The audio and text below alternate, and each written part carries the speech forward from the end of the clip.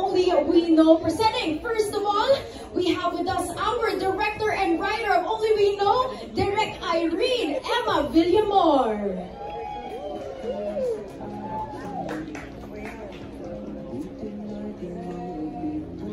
Ayan po, si Direct Irene Emma Villamor. Of course, also known for Sid and Aya. There you go. Congratulations, Direct.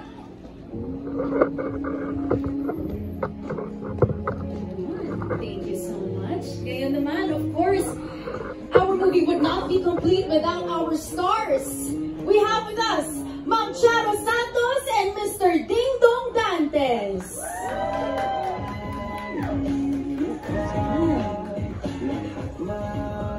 There you go once again, Ma'am Charo Santos and Mr. Ding Dong Dantes, with Ma'am Charo returning to the big screen after 4 years, and syempre Sir Ding Dong, after the big success of Rewind. Congratulations. Coming together for the first time in the big screen. Alright, now we would like to ask Direct Irene to please join our cast. There you go.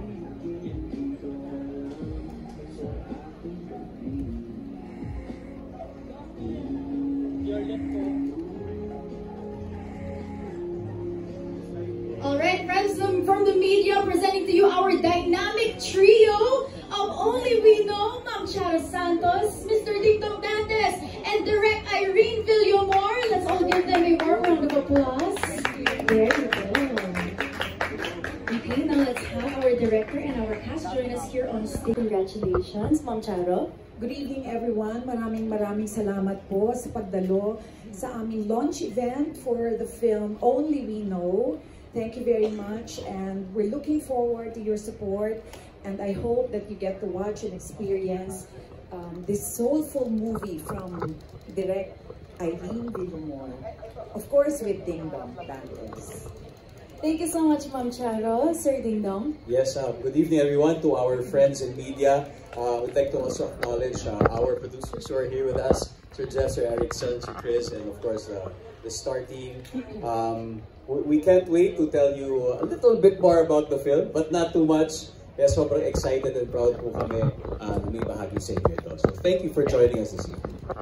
Thank you so much, Sir Ding Dong. And once again, a round of applause for our dynamic trio of Only We Know. And I feel like parang lahat sila ready na makipag-date sa inyo. Speed dating for tonight. Pero of course, before that, we actually have a very, very big announcement that we would like to share.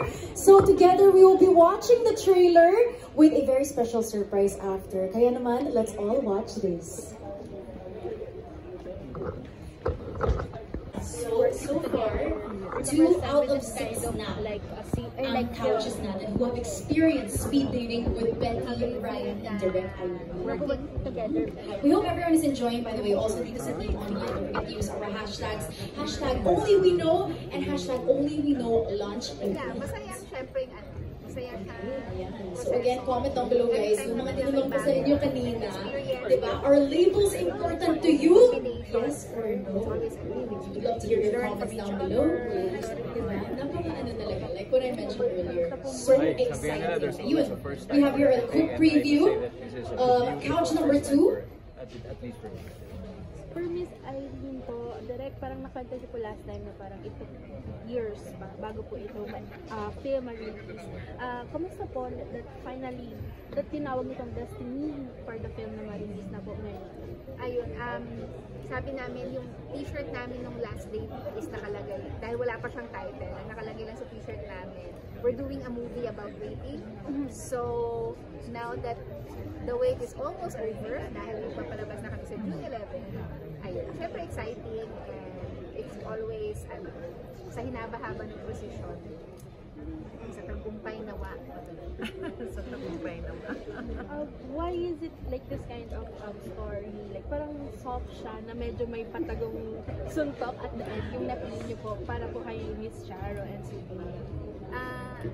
Naisip siya, marami siyang pinagdaanan bago na, pero yung germ ng concept is that kind of love between an older woman and a younger man. Pero kung ano yung klaseng pag-ibig ngayon, na-develop siya through the years and then nakatulong kung ano yung meron sa mundo, kung ano yung pakiramdam natin ngayon sa panahon. At sana makita yun sa pelikula kasi yun talaga yun yung laman ng pelikula. Nasaan tayo ngayon? Sige po. There is always stereotyping in relationships, diba? And you're dealing with maids and the affair in this movie. Are you breaking the rules in this movie? Sana panoorin ninyo para makita ninyo kung ano yung without spoiling it too much, it's really that, no? Yung sinasabing no labels and or no definition. Dahil sanay tayo sa society, yun na nga, mag-stereotype, pag may nakikita tayong magkasama, uy, ganyan sila, or ganyan sila, uy, ano yung mga yan? Parang gano'n. We're always curious about other person's lives, but what do we really know about relationships? So, Why can you not tell us straight kung ano yung spoiler kasi. Spoiler siya? Oo, spoiler siya. Pero, spoiler on your part, not on our part. Not on your part, yeah. On my part, kasi madamot ako. Charot! Okay. Hindi. Ano naman, so, experience siya eh. That's why you have to experience it in the cinema, you have to experience the story. Because, of course, it's a journey of life and love and soul. So, mahirap siyang tukuyin. Katulad ng iba kong pelikula dati. Miss Chara, women who are in May December are always ostracized, diba? Yes. They are always looked upon with condescension, diba? Will you be sure na after this movie, na mag-iba yung tingin sa mga in May December? May iba I'm na... asking Miss Chara. Kasi parang malaking yung bubog ko doon. Malaki yung... Go na. Oo, malaki ang bubog ni Direct Irene. Parang, it's human nature to judge. I think, the world will still judge, whether you like it or not. But I think the world also has become more understanding and more, has shown more empathy to the non-traditional kind of relationships. Mas bukas na, mas naiintindihan, mas accepting. So, but the reality exists that the world will always there will always be people who will judge you, no matter what you do. There are so many May December affairs, movies or television shows na napalabas na. How is it different from all of those?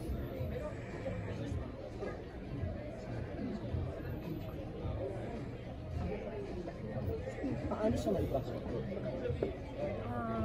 Because kung hindi siya maiba, it's just one of those, right? Yeah. So it's for everyone to experience it. There's a soulful experience. It's for some of the people who have seen it, they say it's very immersive. Para kang pumapasok sa kwento ng dalawang magkaibigan na nagkakilala, and then naging lang sila, open to their own vulnerabilities. It's a slice of life. It's nothing big, very nuanced, but there's deep emotional vulnerability in the characters. Dingdong, you always go out of your comfort zone. Is this one of those? Yes. When I choose roles, I don't take on roles that really challenge me. And si Ryan, yung character niya, si Samuel, siya super broken.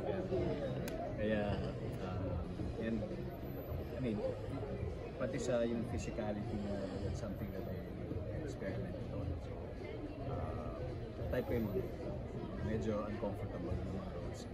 Dahil uncomfortable yun because of the emotional baggage na dala ng character. One last question. What do you put at risk by doing this assignment? Parang, ay, ako? Both of you. Oo, sige. I think yung risk dito ay kapag hindi ginawa. Because that was the feeling that we got when we read the script. na parang it is too beautiful not to. So parang kung hindi siya gawin, parang yan yung greatest what if ng aming career siguro, ng buhay namin. What if na sa panahong ito, kung kailan mas marami nang open sa different types of relationships, kahit may labels o wala, kasi ay pinalipas natin. So yun siguro yung mga, yun yung pinaka para sa amin yung risks maaari kung sakaling Miss Char?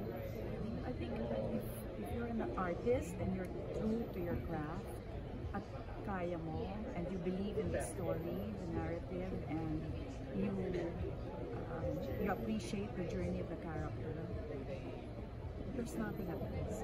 You're an actor, and an actor should be open. I'm not saying ready to do everything, but at least open to considering looking at other characters and getting out of one's comfort zone. Question po sa akin for our main Last cast. question na po. Parang yung trailer po, it gives like a message of private but not secret yung kanilang relationship. Alright, so How we do would you like to think announce about once it? again for round number 2 that you have 1 minute left for our speed date. minsan mas maganda yung Yes. mga bagay. Okay, actually we would like to wrap things But up I'll now. tell you Time this, is now the up movie for is round about number us 2. letting you into our There you go. So, Again, it's all speed about that date ko to, experience. so medyo Kaya hindi ka mabilis po yung makapagantay na pag-interview pasukin niya yung ko. bahay ni Betty sa Diraya. Thank you po. Thank you. Thank you. Ayan, thank you so much to our cast and director for joining our second group for our interview. Thank you so much to our second couch as well. I'm sure everyone had fun. Ayan. There you go, and it's now time to proceed to couch number 3. I hope all our friends from the media are having so much fun. But then for those of you who are not part of the interviews yet, you guys can head on over to our food and desserts table and get some refreshments as well. Carrot pinchos and donut ball by Hazel.